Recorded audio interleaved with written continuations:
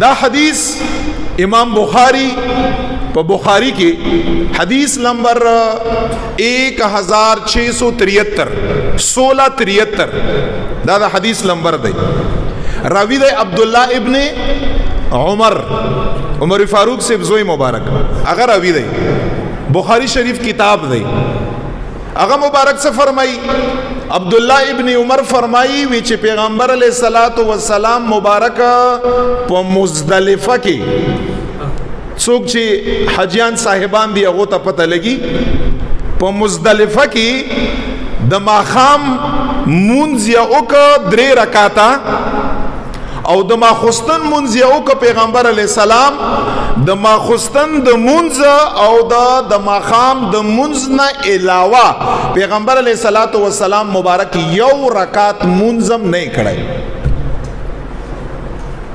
صرف درے رکاتا یا دما خام اکڑا او دما خستن چدے حالت د سفرو پیغمبر علیہ السلام مبارک دو رکاتا دما خستن دا حغین علاوہ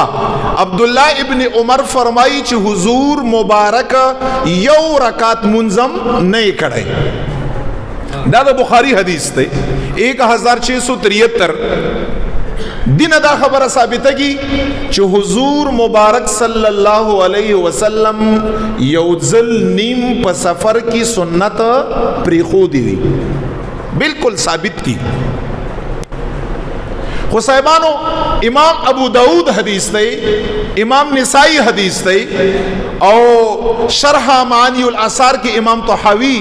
رحمت اللہ تعالی علیہ اغا مبارک دا حدیث دے دا سے ڈیرو کتب روایت کڑے دے چو عمدہ عبداللہ ابن عمر فرمائی عبداللہ ابن عمر فرمائی چو حضور علیہ السلام مبارک سر منگا پا سفر کیوں نصول الظہر رکعتین پیغمبر علیہ السلام دا مسپیخین دا فرضو دو رکعت اکڑا ثم صلی بعدها رکعتین او دا مسپیخین دا دو رکعت فرضو نبات اغین پس بیا پیغمبر علیہ السلام مبارک دو رکعت سنت اکڑا. عمدہ عبداللہ ابن عمر فرمائی صلی الظہر پیغمبر علیہ السلام مسبیخین منزو کا رکعتین ثم بعدها رکعتین دا غین پسیم دو رکعتا اکڑا. دا دو رکعتا سے شاید سنت